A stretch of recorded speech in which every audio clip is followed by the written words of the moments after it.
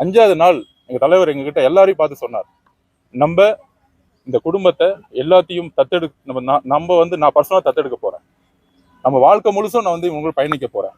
இந்த உறவுகள் ஏதோ நம்ம காசு கொடுத்தோங்கிறது இல்லாம அவங்களுடைய வாழ்க்கையோட தேவைக்கு எல்லாமே ஏதோ முத நாள் போயிட்டு மலர் வலை வச்சுட்டு போறது இங்க தலைமையோ தமிழக வெற்றி கழகமும் கிடையாது. வாழ்க்கை முழுவதும் அவருக்கு தேவையான ஒரு பயணத்தை நாங்க உருவாக்குறோம். அதோடு இந்த இறப்புக்கு ஒரு நியாயம் கிடைக்கணும். 100% இதுல ஒரு சதித்திட்டம் இருக்கு. இதை நாங்க நம்புறோம். ஆனா அதை குற்றச்சாட்டா சொல்லாம முறையா நீதித்துறையை நாங்க அணுகணும்னு நினைச்சோம்.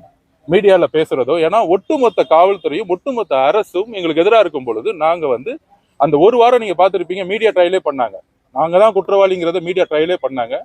ஸோ அந்த அளவுக்கு நாங்க பொறுமையா சட்ட ரீதியாக இன்றைக்கு சென்னை உயர்நீதிமன்றத்துடைய ஜட்ஜ்மெண்ட் எந்த அளவுக்கு தவறுங்கிறது இன்னைக்கு உச்ச நீதிமன்றம் பதிவு பண்ணியிருக்கு.